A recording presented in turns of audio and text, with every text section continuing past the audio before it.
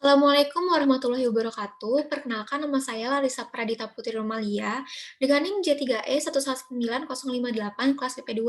Pada mata kuliah Teknologi Suplementasi dan Fortifikasi, saya akan mempresentasikan penambahan tepung tulang ikan bandeng pada roti bagel sebagai sumber kalsium. Konsumsi ikan di Indonesia dari tahun ke tahun ini mengalami peningkatan, khususnya pada ikan bandeng. Peningkatan jumlah produksi ini dapat menyebabkan limbah dari ikan bandeng pun meningkat. Salah satu limbahnya yaitu tulang ikan. Pengolahan limbah tulang ikan ini dapat dimanfaatkan sebagai tepung tulang ikan untuk bahan pangan. Penambahan tepung tulang ikan bandeng ini sebagai campuran untuk membuat roti bagel dan dapat meningkatkan kandungan kalsium pada roti bagel. Tujuannya untuk meningkatkan kalsium pada roti bagel ini dan memanfaatkan tepung tulang ikan bandeng sebagai tambahan tepung pada roti bagel. Kemudian mengetahui kandungan kalsium yang terdapat pada roti bagel yang telah ditambahkan tepung tulang ikan bandeng. Untuk alat dan bahan yang diperlukan, ada sendok, wajan, baking paper, loyang, oven, kompor gas, chopper atau blender, kemudian presto, saringan, toples, dan bahannya ada minyak sayur, garam, gula tepung terigu, gula pasir, kemudian ada baking soda, wijen, dan lain-lain. Kemudian di sini ada formulasi. Untuk membuat tepung tulang ikan bandeng dibutuhkan bahan tepung tulang ikan bandeng, maaf, air dengan takaran tepung tulang ikan bandengnya 1 kilo dan air 1 liter. Kemudian roti bagel pembuatannya membutuhkan bahan tepung terigu, brown sugar, gula, ragi instan, air, garam, wijen, garam kasar, dan minyak. Untuk proses pembuatan tepung tulang ikan bandeng ini, pertama-tama tepung tulang bandeng ini dibersihkan lalu ditimbang sebanyak 1 kilo, kemudian dipresto tulang bandeng selama 2 jam dengan penambahan air 1 liter, lalu ditimbang. Kemudian tulang bandeng ini digiling dengan chopper atau blender, lalu dikeringkan di mesin pengering dengan suhu 60 derajat Celcius selama 7 jam. Setelah kering, lalu dihaluskan untuk dijadikan tepung, lalu ditimbang berat tepungnya. Untuk pembuatan roti bagel ini, dicampurkan tepung terigu dengan campuran tepung tulang bandeng sebanyak 10%, gula, ragi, dan air. Kemudian setelah tercampur, diberi garam dan minyak lalu diuleni sampai permukaan halus. Kemudian bulatkan adonan, diamkan 30 menit, lalu simpan di wadah yang dasarnya sudah diolesi minyak lalu ditutup dengan kain. Kemudian bagi adonan menjadi 6 bagian, lalu didiamkan selama 15 menit. Lubangi adonan seperti bentuk donat lalu didiamkan selama 50 menit.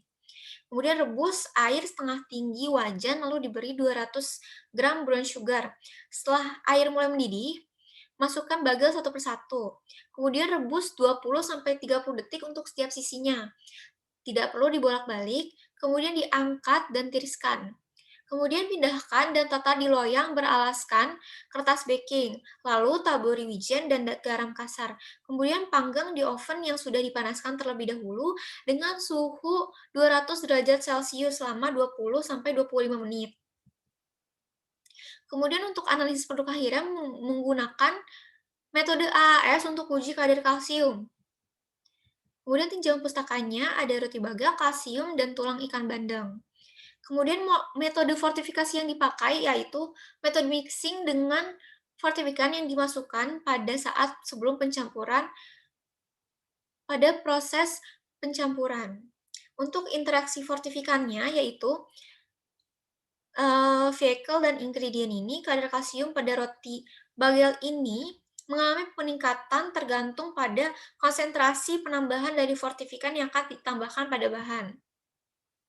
Kemudian di sini ada average, target kalsium yang dicapai itu 179,73 mg per 100 gram. Kemudian kalsium yang hilang setelah pemanasan yaitu 20%. Kemudian kalsium yang bertahan sekitar 80%. Kemudian jumlah average yang sudah dihitung 24,99% dan average-nya 44,90 miligram per 100 gram. Di sini ada deskripsi produk. Roti bagel dengan fortifikasi tepung tulang ikan bandeng merupakan cemilan yang sangat bergizi. Roti bagel ini diperuntukkan untuk seluruh lapisan masyarakat agar kebutuhan untuk mengonsumsi kalsium dapat terpenuhi. Tepung tulang ikan bandeng ini dibuat atau diekstrak sedemikian rupa sehingga bisa dikonsumsi sebagai campuran dari adonan roti bagel. Di sini ada informasi nilai gizi per takaran saji, dan di sini ada packaging yang dibuat dari bahan kardus. Di sini ada klaim produk dengan klaimnya itu sumber kalsium, golongan klaim gizi, jenis klaim itu klaim kandungan zat gizi yang tertera pada label itu 27% per 28 gram dengan kesesuaian sesuai dengan perhitungan 28 atau takaran saji dibagi 100 dikali 15% sama dengan 4,2%. Alasan kenapa klaim ini sesuai karena 27% ALG per takaran saji lebih besar dari 4,2% ALG per 28 gram. Potensi pengembangan produk ini, tujuan utama dari falsifikasi adalah membantu memastikan zat gizi dan asupan mikronutrien pada anak-anak maupun dewasa tetap terpenuhi dan tidak kekurangan mikronutrien setiap harinya. Roti bagel ini dibuat dengan penambahan tepung tulang ikan bandeng yang kaya akan kalsium. Kemudian, mengapa dibeli ikan bandeng ini? Karena ikan bandeng ini sudah terkenal di Indonesia, karena sering dikonsumsi sebagai makanan pendamping nasi. Jadi, kemungkinan pada roti bagel ini akan disukai pada seluruh lapisan masyarakat.